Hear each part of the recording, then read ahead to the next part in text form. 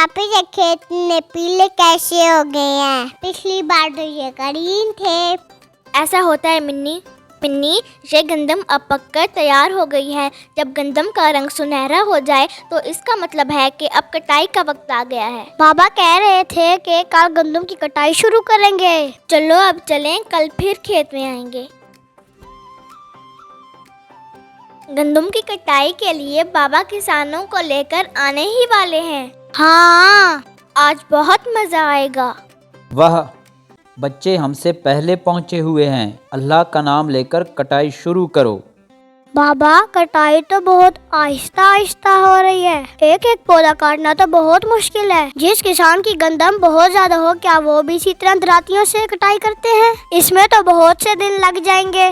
बहुत अच्छा सवाल किया मुन्ना। देखो, छोटे खेतों में तो हम इसी तरह हाथों से कटाई कर लेते हैं, लेकिन जहाँ सैकड़ों एकड़ पर लगी हुई गंदम हो, वहाँ हम अल्लाह की दी हुई अक्ल और जदीद मशीनों का इस्तेमाल करते हैं।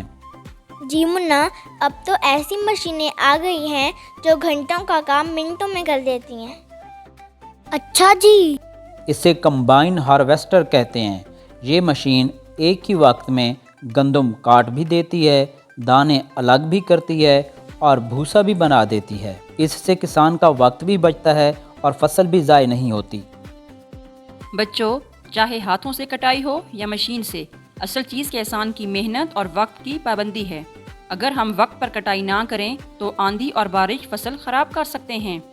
जी अम्मी, आप ठीक कह रही हैं। और देखो, कटाई के दौरान जो दाने ज़मीन पर गिर जाते हैं वो परिंदों और चींटियों का रिस्क बनते हैं।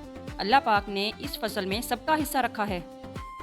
आज मुझे समझ आया कि हमारे दस्तरखान पर आने वाली एक एक रोटी के पीछे कितनी मेहनत छुपी होती है। हाँ तो बच्चों, मेहनत में ही बरकत है और हमें कभी भी रिस्क ज़ाया नहीं करना चाहिए। बिल्कुल ठीक कहा।